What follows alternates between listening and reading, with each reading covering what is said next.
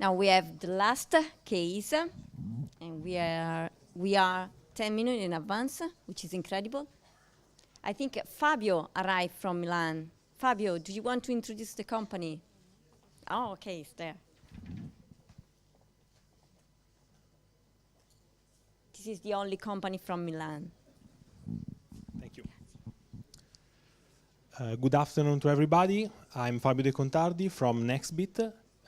We are a little consulting company that works on the topic on data intelligence and business intelligence. We care of innovation, and innovation in our topic of interest is on social media and on big data. And so we asked to the group of students to research about a very important topic that is sentiment analysis of customer opinion.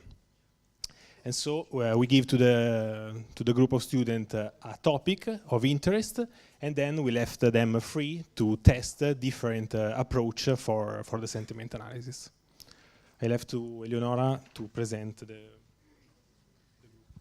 Yeah, I want to spend 2 words about this project. I think that the results that the guys achieved here are very important because they can be used also for other companies and want to understand something about what a user thinks about products and brands of a specific company. So I want to present here the management guys that are Ilaria, Francesco, and Marcelo, and the computer science part that are Alessandro e Jai here. So I leave the word to them. Thank you. Good afternoon to everybody. We are the last group, and we are the Nextbit group. Our project, as Eleonora said, is about sentiment analysis. Before going into details what we have done during this month, I would like to underline which is the reality of nowadays. We live in a world that is digitally connected, so what makes the difference between a winning or a losing brand is the ability to hear and understand what the customers are saying on the web. As the graph shows, the usage of social networking is now a characteristic of each age group. And social networking nowadays accounts for 19% of all the time spent on internet. Moreover, consumers are using social network more and more to speak about their experience with the products or with the brands. And as Comscore said, the average consumers mention brands over 90 times per week in its online conversations. By moving our attention on sentiment analysis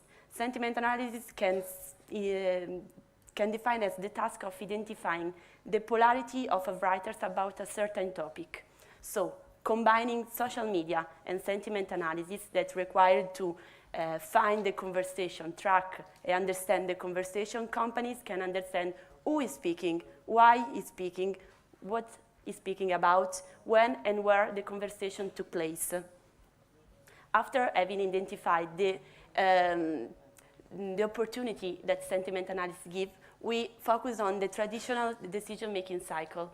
And we find out that sentiment analysis in social media can be a powerful tool in each of the phases of the traditional decision cycle. For example, even before launching a new product, companies can go on the web and understand which are the future trends of the market by understand what the customers are saying.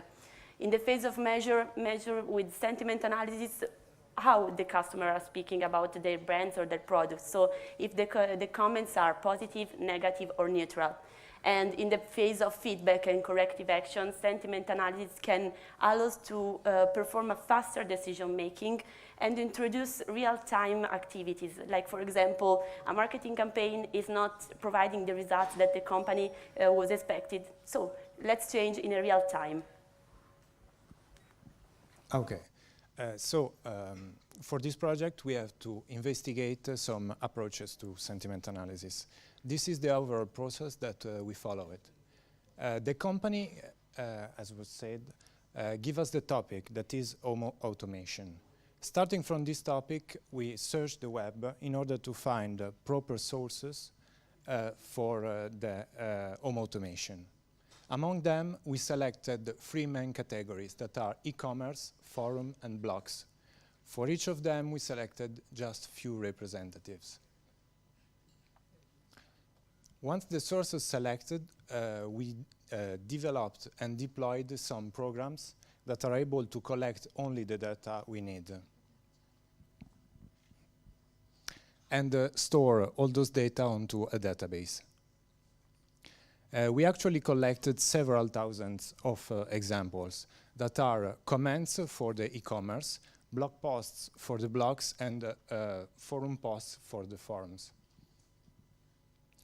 Once all the data are onto the database, we can then apply the polarity estimation that is telling for each piece of information, that could be a sentence or a text, if this piece of information is either positive, negative, or neutral.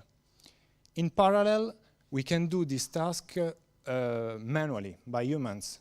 This is essential because this gives the true classification of the piece of information. Then, obtaining the automatic classification and the true value, we can compare them and make some empirical evaluation. In the chart here, we have the accuracy. One thing has to be said. Sentiment analysis is a really complex task. Even humans fail at it. It has been estimated that only in 85% of the cases, humans agree on the classification.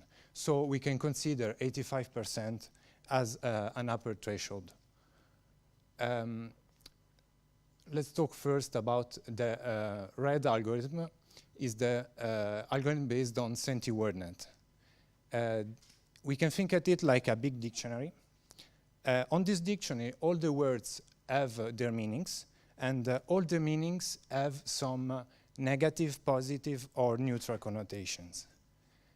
This is an interesting approach because the dictionary is general purpose, so it can be applied to many domains.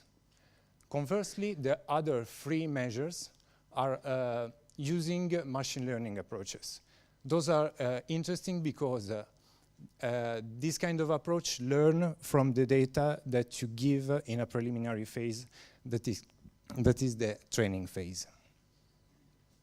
As we can see, giving some data, like in this case, that is quite distant from the domain that we are using, give us poor results. While in the topmost line, we have a model that is trained with data that we manually provided and is and belongs to this domain. So we can see that a general approach can give us reasonable results, and using a little of work, we can way improve those results.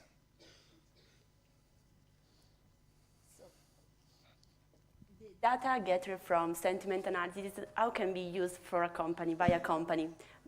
We focus our attention on the construction of some KPI, and so we ask to ourselves what companies can learn, can monitor on the web, their performances, in terms of what?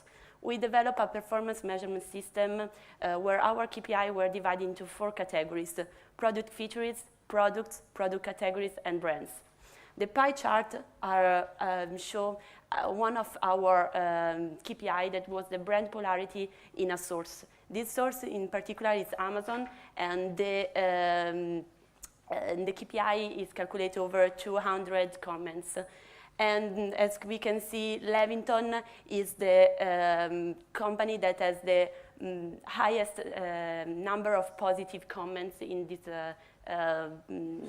this source. So you have seen how sentiment analysis can be useful and why Nextbit, that is a consultancy group, asked to us to investigate on this topic. And as this slide shows, a lot of companies are already using sentiment analysis for different scopes, for marketing, for R&D, for different and several scopes. So thanks for your attention, and thank you.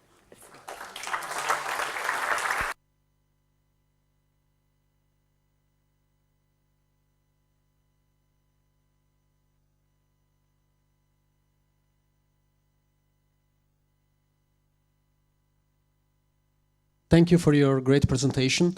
You correctly say that social networks are getting more and more important in the digital life of so many people around the world. So my question is, why you decided not to take into consideration social networks as a possible source of analysis? You scan for blogs and forums, but at the end you decided to skip maybe the most informative data source.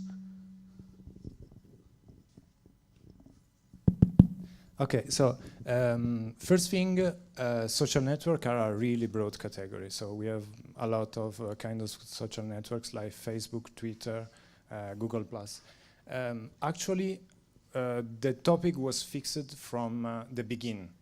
And social networks are really not so relevant for this topic.